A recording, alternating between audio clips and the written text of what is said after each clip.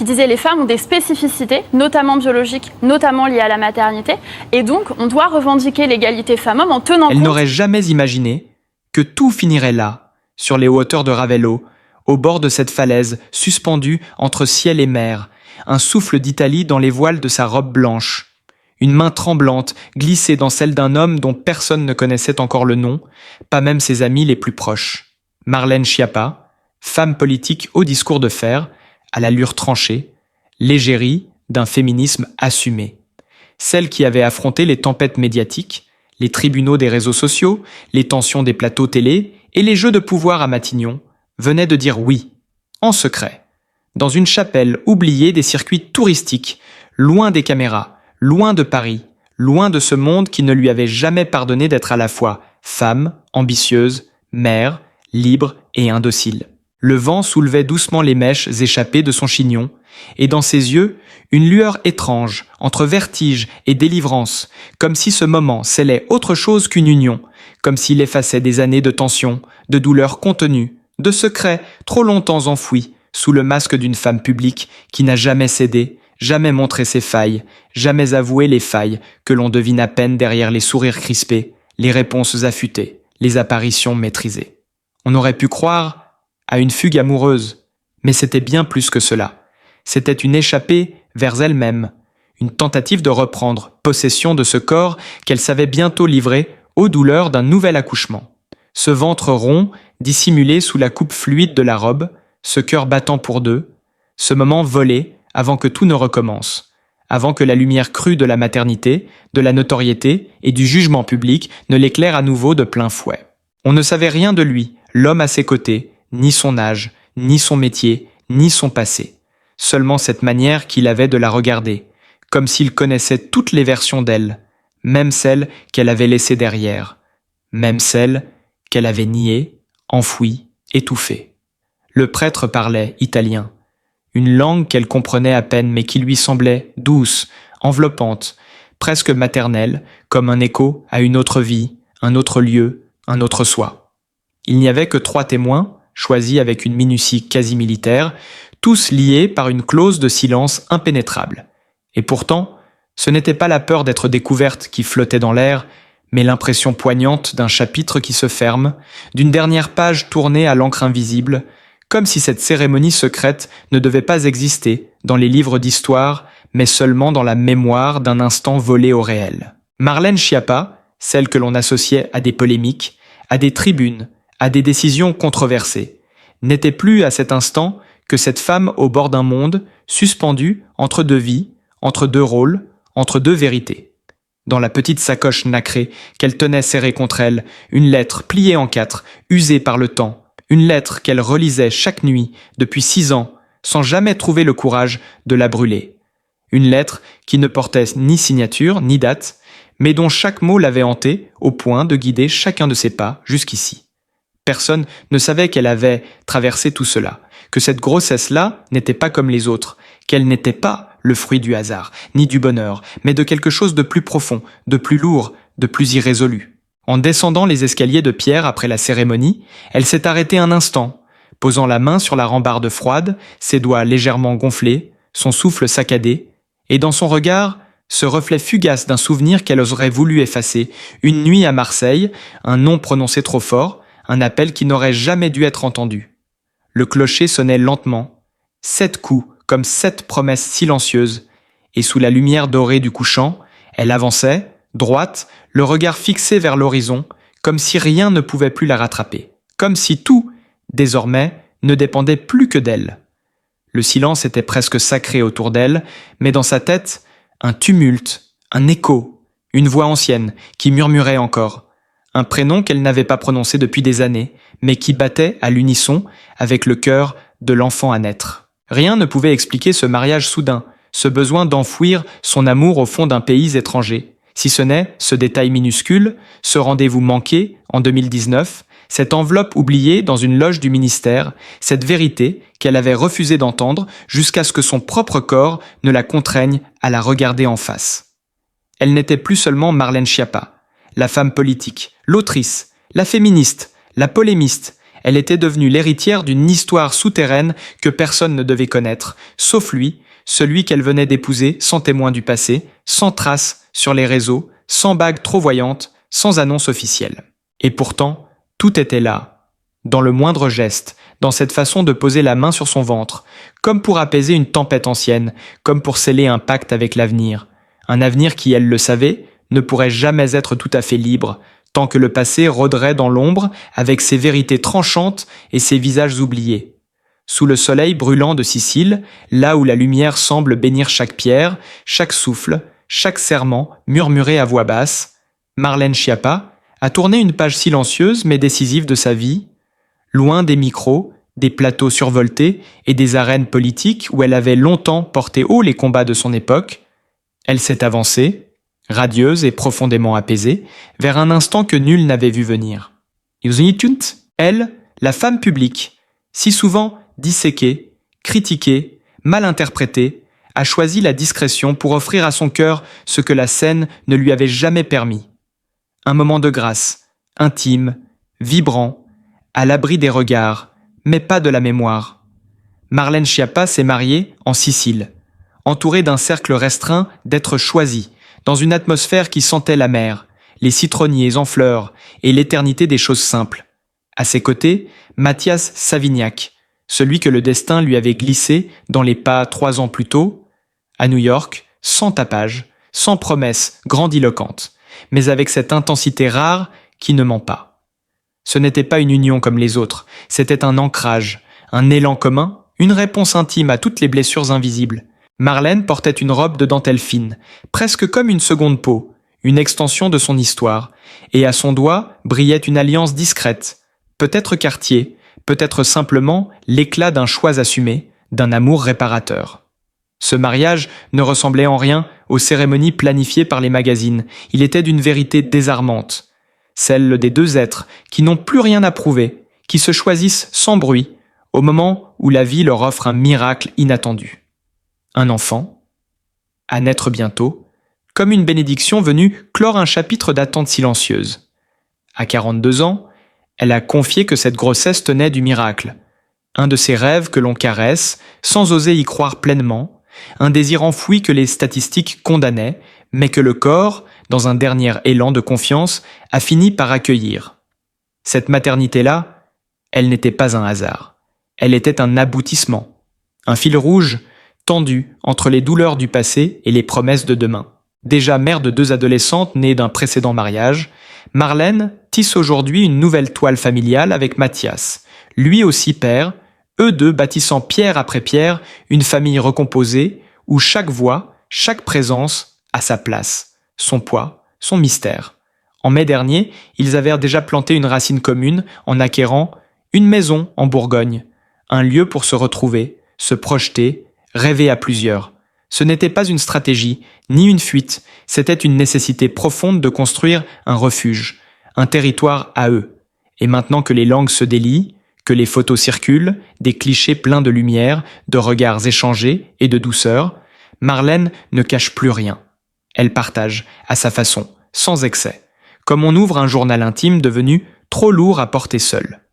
Son sourire sur Instagram ne triche pas. Il raconte une femme qui, après tant de combats, a trouvé un équilibre, fragile peut-être, mais sincère. Ce n'est pas un happy end, c'est un commencement. Une saison nouvelle qui s'écrit dans le murmure d'un nom prononcé avec tendresse, dans les pas d'un bébé attendu pour octobre, dans les gestes du quotidien qu'ils apprivoisent ensemble. L'année 2025 s'ouvre ainsi sur une promesse, celle d'un amour qui ne cherche pas les projecteurs mais la vérité, celle d'une vie à 2 devenue famille, celle d'une femme autrefois accaparée par la sphère publique et qui, sans renier ce qu'elle fut, choisit aujourd'hui de marcher sur un chemin plus doux, plus secret, mais infiniment plus libre. Personne ne savait qu'à l'automne 2022, Marlène Schiappa avait disparu pendant 6 jours entiers, sans prévenir ni ses filles, ni son cabinet, ni même son compagnon d'alors. On avait parlé d'un besoin de silence, d'un séjour éclair en Corse, pour des raisons familiales. Mais la vérité, elle, ne figure dans aucun agenda, aucune note interne, aucun message. Ce que peu soupçonnent, c'est qu'à ce moment précis, L'ancienne ministre dormait dans une chambre austère d'un monastère italien, non loin de Syracuse, sous un nom d'emprunt, fuyant une voix qu'elle ne pouvait plus faire taire, celle d'un passé enfoui, d'un amour brisé dont les conséquences allaient en ressurgir de manière foudroyante. Elle s'y était rendue seule, les traits tirés, le cœur battant trop fort, pour demander à une femme âgée, retirée du monde depuis des années, de lui raconter à nouveau l'histoire qu'elle lui avait soufflée, un soir de décembre, bien avant que Marlène ne devienne une figure publique. Une histoire de trahison familiale, de grossesse clandestine dans les années 80, d'un secret qui la concernait bien plus qu'elle ne voulait l'admettre. Cette retraite improvisée n'avait rien de spirituel. C'était une tentative d'échapper à l'implosion, à cette sensation de fracture intérieure que ni les discours ni les engagements publics ne parvenaient plus à colmater. Car si Marlène Schiappa maîtrisait l'art de la parole, des plateaux et des répliques affûtées, elle était devenue peu à peu étrangère à elle-même, étouffée par le rôle, le rythme, les injonctions contradictoires de la vie publique. Cette double peine d'être à la fois femme, engagée, exposée et jugée à chaque respiration. Ce que les projecteurs n'ont jamais capté, c'est le soir où elle a quitté précipitamment une réunion ministérielle à Matignon, après avoir reçu un appel muet depuis un numéro inconnu. Un appel qu'elle a reconnu au bruit de fond, au silence tendu de l'autre côté, au souffle contenu d'un homme qu'elle n'avait pas entendu depuis 11 ans. Cet homme-là, celui qu'elle allait épouser plus tard dans le secret sicilien, elle l'avait aimé, une fois, follement, dangereusement, à une époque où elle croyait encore qu'on pouvait tout concilier, la passion, la maternité, la carrière. Mathias Savignac, bien avant d'être le président de la MGEN, était ce journaliste discret rencontré lors d'un colloque sur les inégalités sociales. Ils avaient échangé quelques mots, puis des messages, puis des nuits. Elle avait à l'époque 2 jeunes enfants et une vie maritale fragile, presque éteinte. Lui portait la fatigue d'un divorce difficile et le deuil d'un frère disparu trop tôt. Il s'était trouvé dans ce déséquilibre, dans ce manque commun de tendresse vraie, de compréhension sans condition. Leur liaison avait duré 1 an, intense, cachée, parfois violente dans l'émotion, faite de rendez-vous en demi-teinte, de chambres d'hôtel excentrées, de regards brûlants dans des lieux anonymes, jusqu'au jour où elle avait tout coupé, sans explication, par peur de perdre ce qu'elle croyait devoir préserver, par instinct de survie politique, par lâcheté peut-être. Lui était reparti en province, elle avait grimpé les échelons, mais le lien ne s'était jamais rompu, seulement mis sous veille, comme un feu trop profond pour s'éteindre. Ce n'est qu'en le croisant à nouveau à New York, par hasard, ou peut-être que rien n'est jamais vraiment un hasard, dans un dîner organisé par une fondation éducative, qu'elle a compris que rien n'était terminé. Il n'a rien dit ce soir-là. Il l'a simplement regardé comme s'il n'y avait pas eu de vide, pas eu d'année, pas eu de fuite. Elle, qui d'ordinaire contrôlait tout, n'a pas su articuler un mot. Et tout est reparti. Mais pas comme avant. Mathias avait changé, elle aussi. Ils étaient plus fragiles, plus mûrs, moins arrogants, plus habités par les silences que par les certitudes. Ils se sont revus à Paris, puis à Dijon, puis à Lyon, jamais à la même place, toujours dans l'entre-deux. Ils parlaient peu du passé, mais tout en eux y faisait écho. Et quand elle a découvert qu'elle était enceinte, elle a d'abord cru à une erreur. Elle n'avait que 5% de chance, lui avait-on dit. Mais parfois, les exceptions ont la précision des miracles. Ce n'était pas une grossesse anodine, c'était un rappel du corps, une main tendue du destin, un cri intérieur auquel elle ne pouvait plus se soustraire. Elle avait pensé à ne rien dire, à tout garder pour elle, et puis, une nuit, elle a marché jusqu'à chez lui, sans prévenir, enceinte de 4 mois déjà, les mains tremblantes, et elle a posé sur la table cette échographie qu'elle gardait dans son sac, comme une relique. Il n'a pas réagi, pas tout de suite. Il était resté figé, le regard perdu dans l'image floue. Puis, il s'est levé, a ouvert une bouteille de vin, qu'ils n'ont pas bu, et il a murmuré quelque chose qu'elle n'a jamais voulu répéter à personne. Ce qu'il lui a dit ce soir-là a changé toute la suite. Ils ne se sont pas fiancés, ils ne se sont pas exposés, ils ont juste commencé à vivre, comme si ce oui, silencieux, s'était glissé entre les courses, les rendez-vous médicaux, les réunions, les valises.